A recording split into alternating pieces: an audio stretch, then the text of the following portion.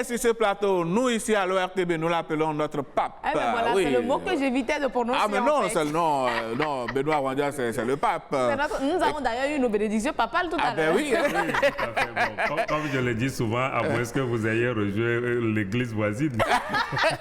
Ah, non, nous avons une frontière bien large et bien haute. On ne risque pas d'aller de l'autre côté. Allez.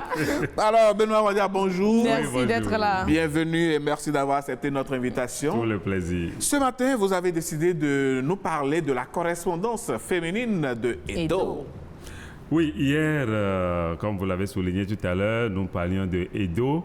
Et pour le petit rappel, Edo, c'est un pays Touban, chez les Toubans, bien sûr, qui se situe entre Agoué, à Grand Popo ou jusqu'à Neho, au niveau du Togo.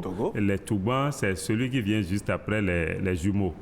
Et là, nous parlons de celui qui vient après les jumeaux. Alors, quand c'est celle qui vient après les jumeaux, ce n'est plus Edo.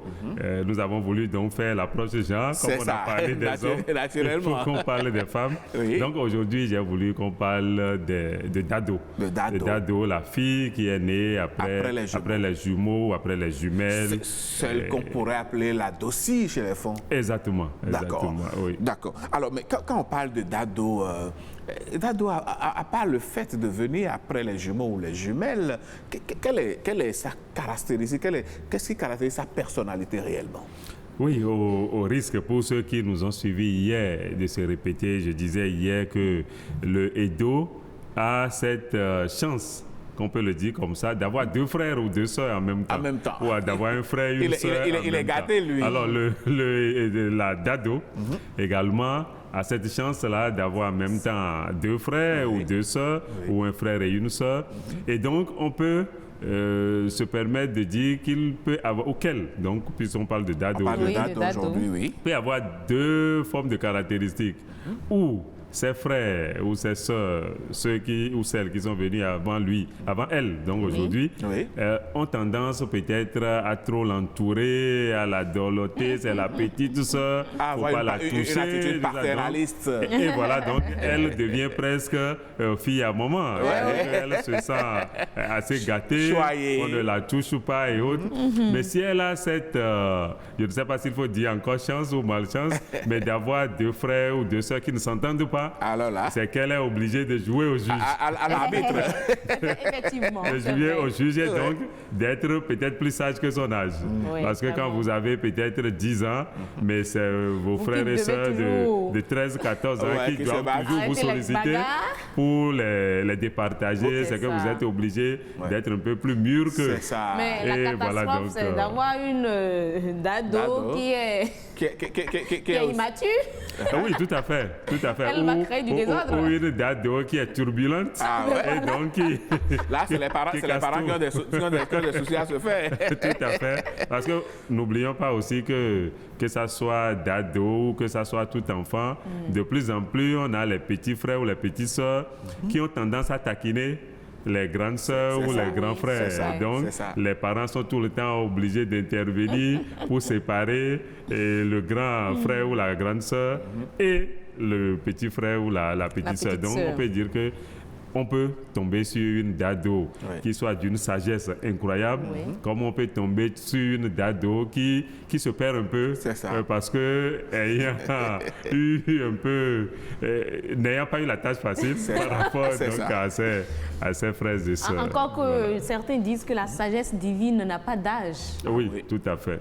Parfois, c'est un peu ça. C'est-à-dire que vous avez la même maman, vous avez le même papa, mais on n'arrive pas toujours à expliquer comment un enfant issu de ces deux parents est très sage et un autre est le contraire. Lui, il est toujours parti, voilà. Donc, au-delà de tout ce que nous disons ici, il y a toujours le côté divin. Il y a que, bon, Dieu a créé telle personne pour faire preuve d'extrême sagesse, telle personne pour peut-être être un peu plus turbulent, et ainsi de suite.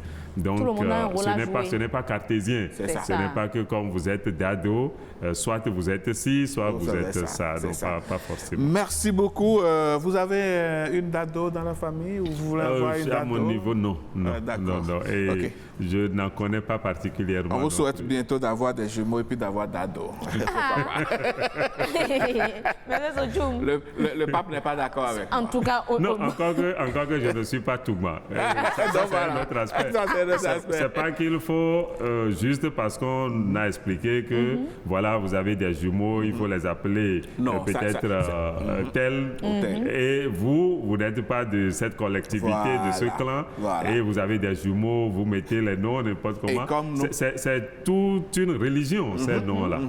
Donc, si vous donnez les noms sans trop savoir ce qu'il y a derrière, parfois vous avez des choses que vous ne pourrez pas gérer. Et c'est justement le rôle que nous jouons ici en mettant l'accent sur la culture. Oui. Et donc, quand vous venez d'un coin, prenez donc l'information, sinon les informations de ce coin-là et appliquez-les. Ça pourrait toujours vous être utile, oui.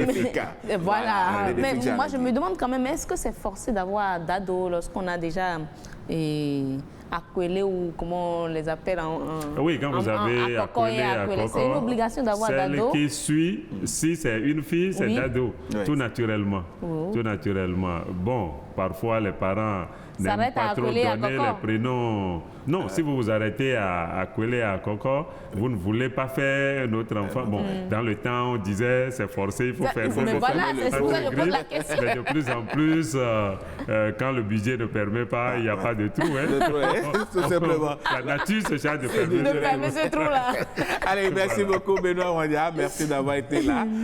Merci pour cette richesse que vous partagez avec nous. Nous sommes heureux de savoir que Dado, voilà la place qu'elle occupe. Si le Seigneur le veut, demain vous êtes avec nous pour un autre prénom. Oui, demain on va essayer de... juste après les jumeaux, vous avez Edo, vous avez Dado. Et puis, on va essayer de mettre deux prénoms ensemble. Si c'est un garçon qui vient en troisième position, si c'est une fille, on va mettre les deux prénoms. D'accord. Allez, ça promet pour demain, mesdames, messieurs. Si vous avez, voilà, si vous êtes dans le cas, si actuellement vous êtes béni et que vous attendez ce type d'enfant, pourquoi pas, restez câblés demain. C'est à partir de 6h30. Oui. Ah oui.